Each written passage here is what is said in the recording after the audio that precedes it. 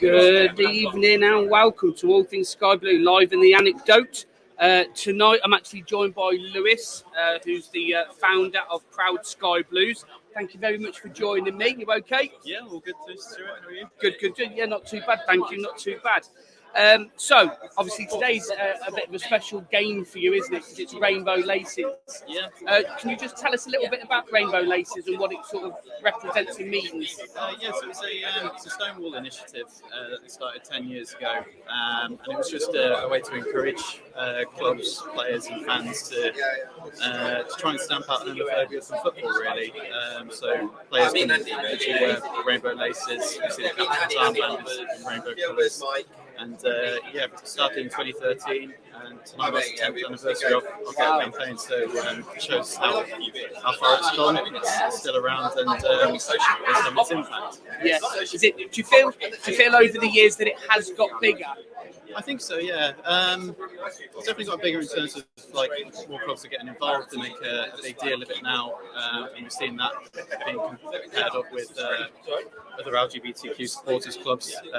Most clubs now have those, and now we do it at Coventry.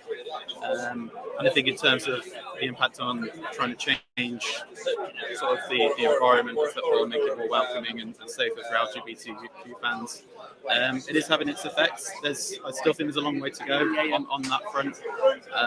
But yeah, I would say it's better. I would definitely say it's better now than it was 10 years ago, although there's still a long road ahead, I feel. And do you think that it's being, obviously because you want people to report it, don't you? If they hear it, obviously we all know, if you hear it, report it sort of thing. Do you think it is being reported, or do you think it's still going under the carpet a little bit? I still think it goes a little bit under the radar. I mean, I was talking to a fan just the other day saying that in the block that they're sat, they regularly hear homophobic abuse. It's trying to identify where it's coming from. That's the issue.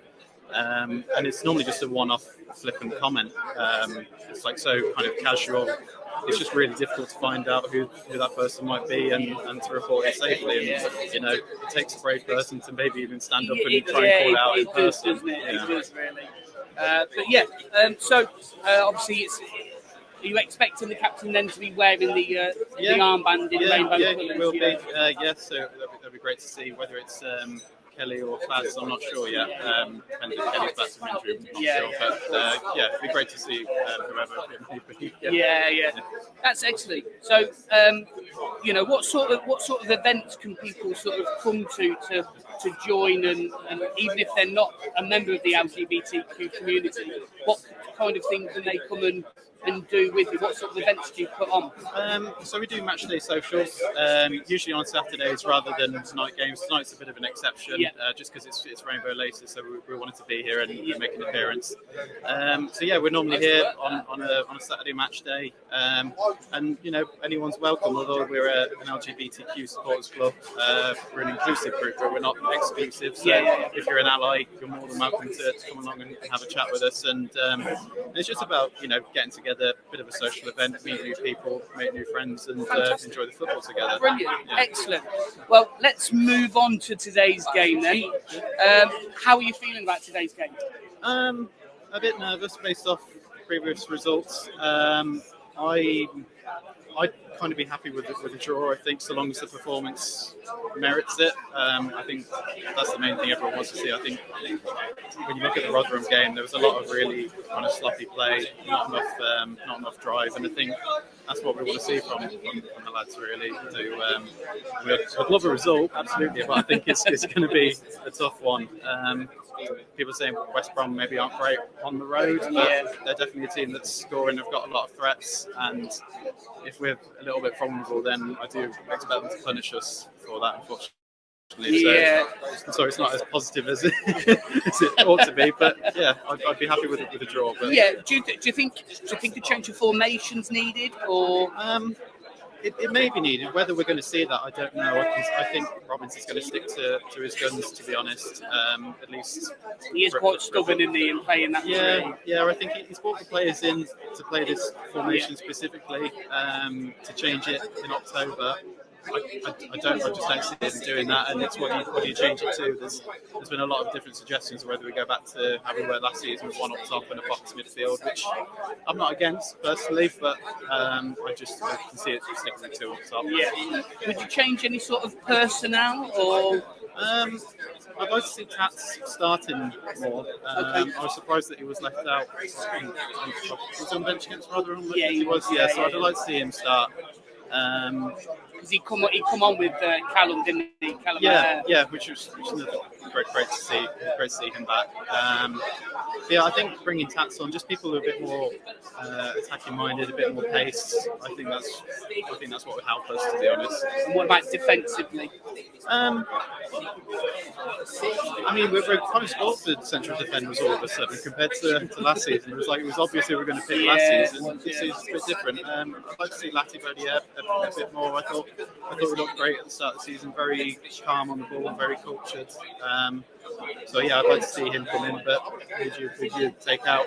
Well, that's it, isn't it? Yeah. For me, I think I would rather see Lati in the central midfield role along Chief as the holding two, and then you can probably play them four more attacking players, really, because you know that you've got that solid back line, if you like, really. But maybe it may be a case that you've got to kind of, because Lati played on the left, didn't he, when he first come in, and it kind of worked with Lati, Fads, and Thomas. Thomas kind of scares me a little bit. I don't think it's as.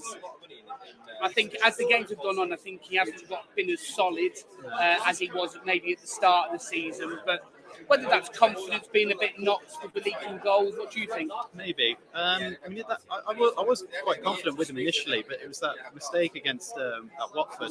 And since then, I just feel like maybe his confidence has taken a bit of a knock. It's a shame, really. But I'd rather have Binks or Kitchen in there, to be honest, rather than Thomas at the minute. No, I agree with that, to be fair. I do agree. So I'm going to ask you for a score prediction.